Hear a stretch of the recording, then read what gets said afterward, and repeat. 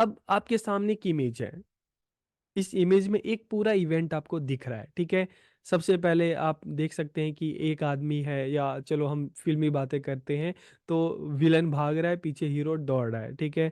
फिर दूसरे इमेज में देखा कि उस वो ब्रिज पे जो ब्रिज है सामने, ठीक है, वहां से कूद गया, नीचे कूदा, फिर धीरे धीरे भागने लगा, और ऐसे करते करते एक हॉल में पहुंचते हैं या कंस्ट्रक्शन बिल्डिंग में। वहां पे हीरो जो है उस विलन को पकड़ के और उसकी पिटाई कर देता है। तो पूरा एक सीन हमारे सामने आ गया। तो देखिए, जब कोई मूवी बनती है ना, कोई नाटक बनता है, तो उसमें भी जो सीन होते हैं, तो ऐसे नहीं कि अचानक से जाके हीरो बता दिया कि तुम उसको जाके उसके पीछे भागो और फिर उसको पकड़ लो, ऐसे नहीं होता। सबसे पहले जो सीन जो होता है, जो बनता है, उसको पहले क्या किया जाता है, विजुलाइज किया जाता है। पहले इस तरह की जो एक आप कह सकते हो कि प्री प्रोडक्शन होता है, पहले इस तरह के ड्राइंग, इस तरह के स्टोरी जो है उसको पेजेस पे बनाया जाता है, उसको ड्रॉ किया जाता है, ठीक है।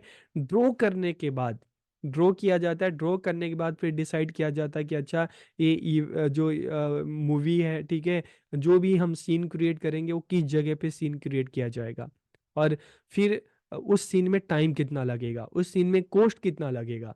तो ये जब हम देखते हैं कि जो फिल्म भी बनती है ना, तो उसमें भी पहले इस तरह का विजुलाइज फॉर्म में होता है, फिर उसको फिर धीरे धीरे फिर एक्ट फॉर्म में उसको किया जाता है। तो यहाँ पर हम बात किसकी कर रहे हैं, स्टोरी बोर्डिंग की बात कर रहे हैं, ठीक है।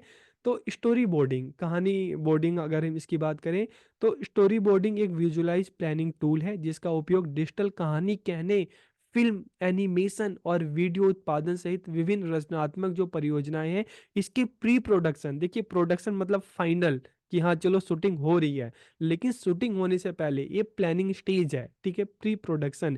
जैसे एक सिंपल सी बात है कि अक्सर हम फिल्मों में देखते हैं कि कहीं खजाने का पता लगाना है, तो आप क्या करते हो, आप पहले जो हीरो है उनके पास एक नक्शा होता है, नक्शे में देखते हैं कि अच्छा यहाँ से ऐसे जाएंगे, यहाँ पे वहाँ पे पहुंचेंगे।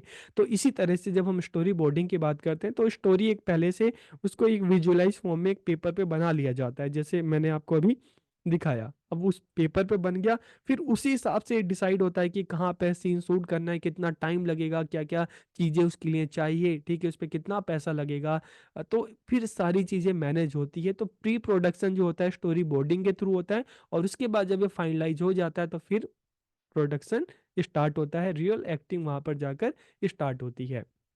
तो it involves creating a sequence, एक सीक्वेंस में, जैसे वो मैंने आपको इमेज दिखाई, ठीक है, अ सीक्वेंस ऑफ इलस्ट्रेशन और images to outline the key scenes event in a narrative, कि इसमें किसी कथा के मुख्य दृश्यों या घटनाओं को रेखांकित करने के लिए चित्रों या चित्रों के एक क्रम पहले बनाया जाता है, फिर उसके बाद उसको प्रोडक्शन उसका किया जाता है। जैसे पहले एक कॉमिक आती थी चाचा चौधरी की, ठीक है, तो पहले उसमें कॉमिक थी, लेकिन बाद में धीरे धीरे वो कॉमिक में अलग अलग पिक्चर्स होती थी, ठीक है, क्या कहाँ पर क्या हुआ लिखा होता था टेक्स्ट फॉर्म में। लेकिन आगे चलकर फिर उसी को क्या किया गया, उसी को फिर एक उसको सीरियल फॉर्म में, उसको फिल्म के तरीके से उसको फिर पेश किया गया, ठीक है। तो इस तरह से कोई भी फिल्म में शूटिंग होता है, कोई सीन होता है, तो उसको पहले स्टोरी बोर्डिंग के थ्रू उसको क्या किया, विजुलाइज किया जाता है, और फिर बाद में जब उसका प्री प्रोडक्शन किया जाता है, और बाद में जब वो फाइनलाइज हो जाता है ना पेपर में कि हाँ यह ऐसे होगा, इस सीन ऐसे होगा, तो उसको बाद में फिर वो एक्ट किया जाता है, ठीक है। तो यहाँ पर स्टोरी बोर्डिंग, अगर इसके कुछ हम स्टेप की बात करें, तो विजुअल प्लानिंग होती है, ठीक है। विजुअल प्लानिंग में स्टोरी बोर्डिंग के थ्रू क्या किया जाता है, सबसे पहले जो भी इवेंट होना है उसका पूरा एक स्टोरी पूरी बनाई जाती है, फ्रेम की जाती है, ठीक है। उसके बाद कम्युनिकेशन टूल है कि अलग अलग जो मान लो जैसे आप इमेज में देख लो, ठीक है।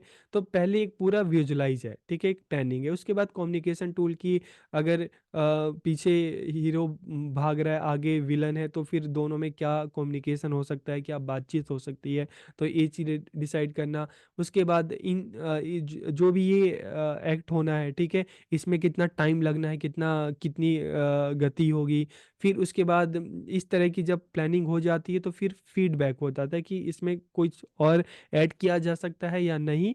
और उसके बाद फिर कॉस्ट एंड रिसोर्स प्लानिंग, कितना कॉस्ट लगेगा और क्या-क्या रिसोर्सेज़ चाहिए होंगे, और जब ये चीज़ें फाइनलाइज़ हो जाती है तो फिर उसको फाइनली उसको एक्ट किया जाता है। तो इस तरह से स्टोरी बोर्डिंग होती है। तो आपको समझ में आ गया होगा कि स्टोरी बोर्डिंग क्या है। कि देखिए, जब भी कोई फ़िल्म की बात करें, ठीक है? इस तरह की फ़िल्म बनती है तो पहले स्टोरी बोर्डिंग, ठीक है? पहले उसको विजुअलाइज़ फ़ॉर्म में इस तरह से बनाया जाता है। फिर इस पर पूरा डिस्कस होता है कि कितना कहाँ पर जो है वो सीन किया जाना है, ठीक है? अ इसमें टाइम कितना लगेगा, पेस कितना होगा और कितना कॉस्ट आएगा, क्या-क्या चीज़ें चाहिए होंगी, तो ये सारी जो प्लानिंग होती है, ठीक है? तो यहाँ पर आपको समझ में आ गया होगा कि डिजिटल स्टोरी क्या होता है, स्टोरी बोर्डिंग क्या होती है। तो वीडियो आपको कैसा लगा कमेंट करके ज़रूर बताइए। आप सबका बहुत-बहुत धन्यवाद।